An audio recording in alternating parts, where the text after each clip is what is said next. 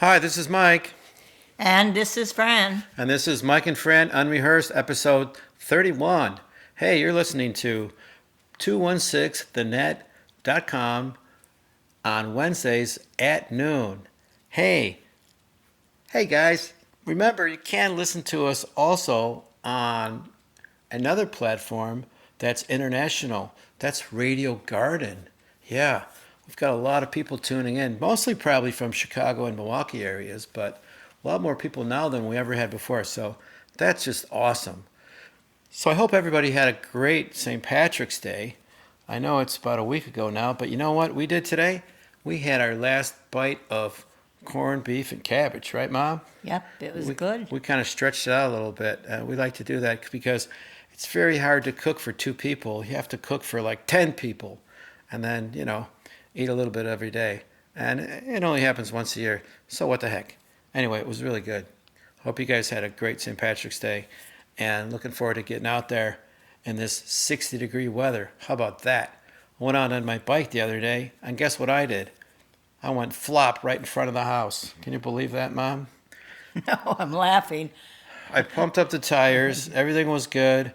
And I get out there and I rode it up and down the street and it was fine. I went in the house for a minute and I just jumped on the bike. There was a lady walking her little white dog in front. And I go, hey, look out. She goes, why? She goes, I go, well, I'm going to ride my bike and I'm going to have fun. I was just kidding around. And what happened? The front tire was completely flat. I blew it out, apparently, just by sitting there. Just lost all its air. And I went riding right in the street and turned the wheel and bam, right on my elbow and my knee. And she goes, are you all right? And I'm like, yeah, I think so. It's pretty embarrassing. But anyway, so I've been kind of hobbling around since then. But I learned the hard way that even though you pump up the tires and they're really nice and hard, they still could lose all their air in a matter of 20 minutes. And you'd have to get a new tire because that's how they kind of blow out if they've been sitting around for a while. Anyway, I need new tires on that bike. So it's probably a good thing. So anyway, I wanted to let you guys know that if you have a pet, I have a new service that could be available to you guys. Have you ever heard of telehealth? Of course you have. So what do people use that for? Well, they dial up a doctor from home. They don't want to go see the doctor, of course, with COVID and all that. So a lot more people are using this telehealth service. We go on a Zoom call, and the doctor sees you right on the Zoom call. You don't have to go in, don't have to go to the office, don't have to do anything, which is great. Guess what they have now? They have telehealth for pets. That's right. I'm wondering how many of you out there have pets, because now, for I think it's like, I don't know, $11.99 a month or something crazy, you could have MD virtual care. That's a telehealth veterinarian for your pet. How about that? So, all of a sudden you're missing a sock and you don't know what happened to it. The dog ate it. What do I do? What do I do? What do I do? Don't give it chocolate, I guess. I don't know. But you can call the doc and he'll take care of you. And it's 24/7, 365. So if you guys are interested, well, this is what I want you to do. I want you to text PetMD to my phone number, and I'll send you the link that you can go and look at. And incidentally, if you wanted to sign up for telehealth for yourself, which I was talking about for a little while, I think it's $18.99 a month, but for both the pet and yourself, I think it's $24.99 a month. And that's 24/7, 365 access to a certified veterinarian or physician. And it's really easy. Just pick up the phone, do a video conference call, or just call them on the phone. It's up to you. So I want you to fax. Did I say that? I want you to text PetMD to my phone number. It's 847-903-8061. So if you're interested in telehealth for your pet, which is very cool, take care of your pets and they'll live a long time. I want you to text PetMD to 847-903-8061. Thanks so much. Thank you. So, Mom, tell everybody what our typical routine is on any day of the week. You mean in the evening Yes, time? yes. I mean in the evening time. Well, we tape the 7 o'clock news. No, Mom, it's 10 o'clock news. It's on, 7 o'clock. Well, it's Channel 7.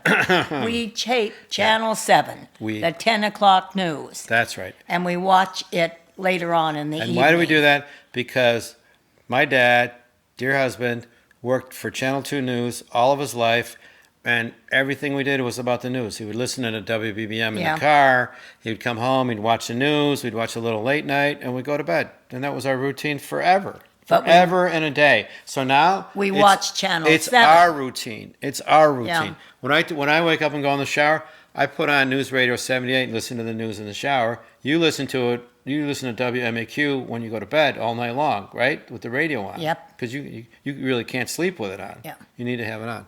But because Dad did that. Yeah. So what we do is we'll, put the DVR on for the 10 o'clock news every night so that we don't have to exactly watch it at 10. And then the other thing is, I really can't stand commercials. I'm sorry. I just can't stand watching commercials. So if you tape it, you can just kind of zoom through the commercials and go to the next part of the news. So we've been watching the news forever. We watch a little late night, and that's about it. And then maybe a little NHK on the Japanese network, which is kind of fun. But it's kind of a sad time for Channel 7 because our good friend Mark Giangreco, who used to do the sports, Very colorful. very colorful guy, great personality. He always made it interesting. He always had like a special kind of a sporting event, and he'll say, I think he calls them, sport shorts or something. Did he call it that? Yes. And it was always something really silly that happened, during the day in sports, and it was just great. And some of the things he came up with were hilarious. But he has kind of a witty humor, and he's gotten in trouble a few other times, I guess, for speaking his mind and not kind of thinking what he was saying before he said it, and got under the under the fingernails of a couple of the people there, I guess, a couple of times, and he had to take like a leave, but he always came back. Well, this time, I guess it was just too much, and After 27 years in the business. Yeah, but Yeah. that means he's still going to have somewhere to go, so that's going to be fine. But I guess they had enough of the candid humor of Mr. Mark Giangreco at Channel 7, and Well, they we let him will go. miss him. They let him go. So I don't know who they're going to get there now. I guess maybe Steve Cochran could do the news or the weather or the sports. No, what am I saying? Steve Cochran got kicked off of radio too, and he's got his own blog now. And incidentally, Steve Cochran and Mark Giangreco are buddies. Yeah. Because they both sort of have the same personality. Yeah. They're kind of witty. They're kind of smart. They're kind of wise guys, But I love those guys. They're great. They're great. Anyway, we're gonna miss Mark. I texted him on Facebook for a little bit, instant messenger, and he got back to me, and we were chatting a little bit. And I sent a note to the radio station saying, the days when Dad was there, way back when, we had more colorful sort of sportcasters, and we kind of missed those days, And Mark was one of those guys that kind of carried on the tradition, and now he's gone. So, I'm saying that they should think about maybe, why they would let somebody go and what could possibly happen to their ratings, because he was a very popular guy. So maybe be able to put up with a little bit of his verbiage, in retrospect, because he was good for ratings. But apparently push came to shove, and he did that too many times, and he was out. So anyway, that's the way it is. So anyway, we'll be missing Mark over there, right, Mom? Yes. So, Mom, what's the next question here? Well, we have a question to answer that came in during the cold weather. Yeah. On what are you doing to keep warm? Oh, yeah. And in the house. And I'm always cold. It seems like the older I get, the colder I get. And? That is for sure. And I'm always hot. Yep. So that's how it is. I'm walking around here in my skivvies, and she's freezing with a winter coat on. But that's the way it is. So what do? We have a fireplace, but we're afraid to light it because two fireplaces. We have one up and one down. But the flume is so small. I don't know. I remember having a fire in here one time, and it was open, and it wasn't really going up. It was like, it's not real practical. It's more like a fireplace for show than anything else. So I'm looking around for those little inserts that you can get. So I'm going online looking for these fireplace inserts, and you could kind of plug them in the wall, and it kind of simulates heat, and they're infrared and they're electric, and the infrared one looks pretty good. and I'm going online, and I wound up going to the store, and Home Depot has them, and Menards has them, and I go in there, and I'm like, let me see what I'm gimping around on my leg when I got in that accident. I'm still taking it easy on my left ankle. And so I'm in the store and I'm asking the kid, "Where do you have the fireplace inserts? Inserts, fireplace?" I go. You got the Home Depot shirt on there. You don't know where the freaking fireplaces are in here? Oh, I don't know. The manager knows. And I go, "Well, where's he?" "Well, he's all the way over there." I go, "Well, all right, let's go." So I'm walking over there, and he's just bolting away, a mile away, and he sees me hobbling. He didn't even turn around. I'm like, all right, I'll hobble around. Maybe he'll find the manager. So he finally gets him. I had to walk all the way over there to wait, all the way in the home and garden, opposite area where they were. And then we go all the way back to the other area. And he goes, "Oh, yeah, I think they're over here." "Yeah." And I go, Where? And he goes, "Right down here." And I go, "Can you show me?" He's just pointing. I mean, what happened to these people? So I'm just thinking, if the guy works here, he should know where like some of the big appliances are like that. But apparently they're removed or something. And we get over there, and I go, "Couldn't you show me?" And he shows me. We walk all the way down to the other end, and he goes, "Yeah, they're right over here." And what does he show me?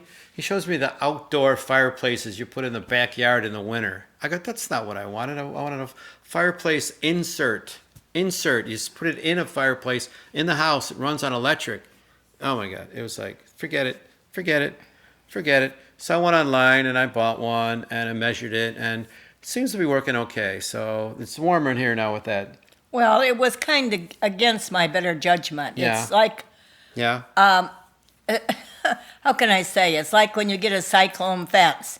I hate cyclone fences. I grew up in Oregon where you had a wooden fence. Yep. I hate an insert for a fireplace. I like the real wood. Okay. But I found out after he got it, it works very efficiently, and it was good.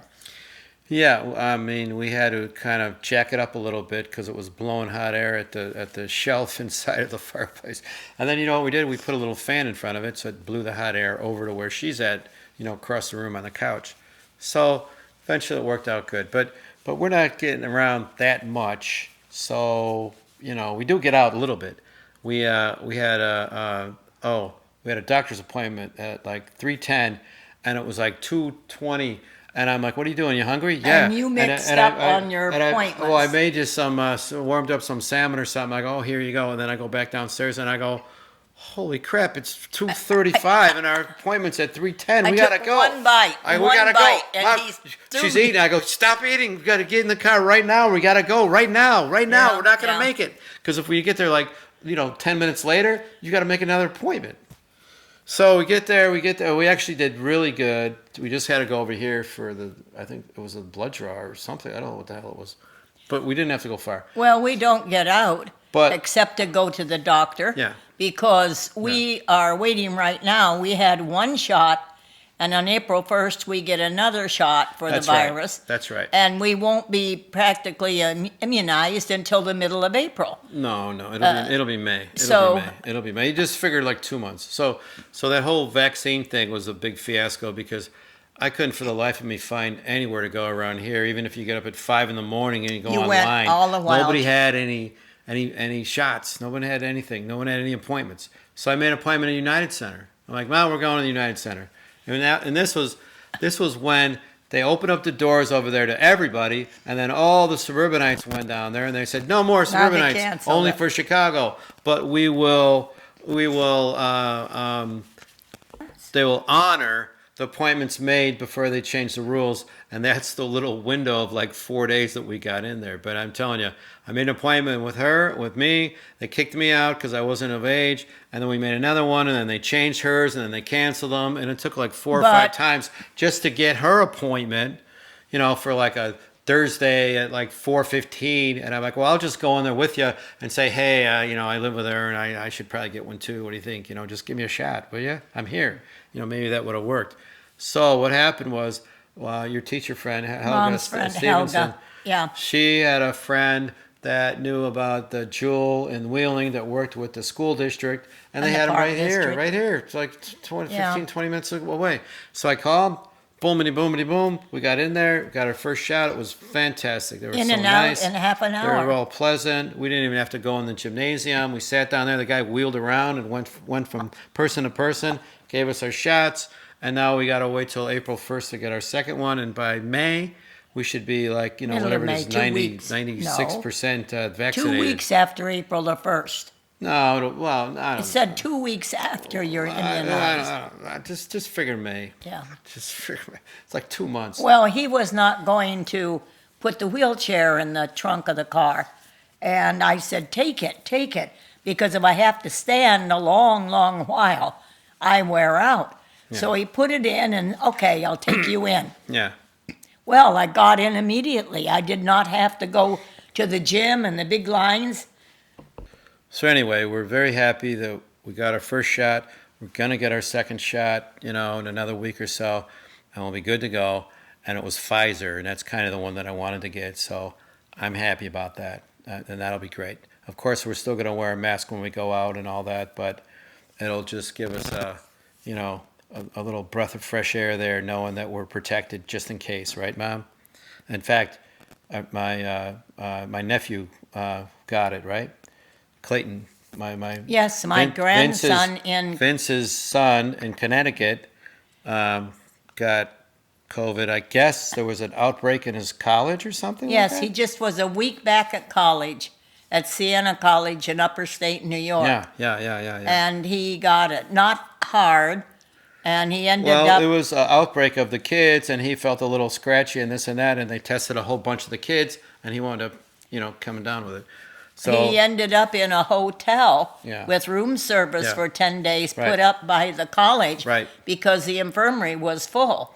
Well, what was interesting. He's was home this- now and he's okay. Yes, he's okay now. Thank God he had a mild case, and he's Yeah, okay. Clayton. But when the school calls the parents, they go, "Your kid's got COVID. When are you going to come pick him up?" They're like, "What? What am I going to do with a COVID kid in the car for 3.5 hours? I don't know if I want to pick him up. Don't you have some place that he could stay in isolation? I mean, we're paying for room and board. Oh. Well, you have to write a letter and tell us why you want that and all this rigmarole." And apparently they do that with everybody, and there's a whole bunch of kids staying at the hotel or in a different area over Yeah. there, but you got to go through those motions. It's kind of Well, he's kind of okay ridiculous. now. Kind of ridiculous, but they put him up in the hotel, room and board, gave him food 3 times a day. He was living like a king in a hotel all by himself. Yeah. He loved it, I think. It was better than his dorm room. His Absolutely. dorm room did not Absolutely. have a bathroom in it. Yeah, well, He was in it alone, but then he'd have to go So- and eat with all the others, so they had to isolate him. so it worked out good. It Yeah. worked out good. All right, so here's a question for you, Mom. So now that the weather's getting warmer and it's getting nicer out, are you guys looking forward to maybe eating outside al fresco somewhere downtown? Maybe Arlington Heights or Barrington or what? Sure. What do you think, Mom? Why not? But under certain conditions. What do you mean? There was a picture in the paper about a couple of weeks ago, and it showed people outside. Now places are opening up. You can dine al fresco. And there was a wooden bench, a wooden table, a brick wall, and a street with cars going up and down. Yeah. And here you are outside dining. Sounds like fun. It looked like you were doing it on a brick. On a And brick. I go, well, my idea of outdoor dining is more French cafe style. A table with some artificial trees around and plants and planters and Wow. fancier Well, music I mean, and things. But this was like putting you out in a parking lot. You got to think of it And this I way. had to laugh at it. You got But- to think of it this way. If you're downtown Chicago and they have outdoor dining, it's nice and it's bustling. There's traffic. There's people watching. There's all kind of things going on, and you're sitting down there in a little fenced area, and it's nice and it's fun because it's where all the action is, and you're sitting down having a nice meal.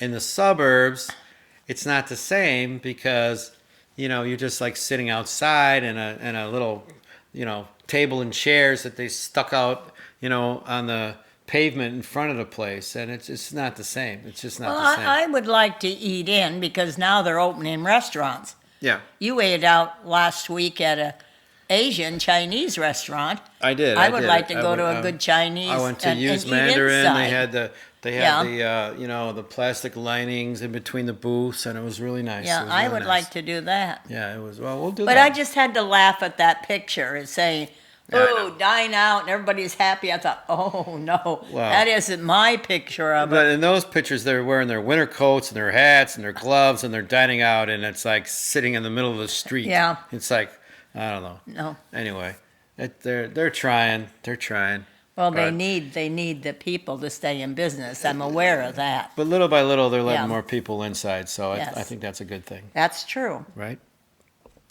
So, Mom, here's a question from my friend Don Oblazny. And his question is, if you had to compare 1970s or 1980s experience at a Howard Johnson's to a Holiday Inn, what would you say? Oh, I hadn't thought of Howard Johnson for Oh, so many years, but we used to go back to New Jersey every summer, and we used to go back at Christmas time, so we took that trip possibly 2 or 3 times a year. And when we first went back, yeah. the Holiday Inn, all I remember was the Howard Johnsons were the ones there.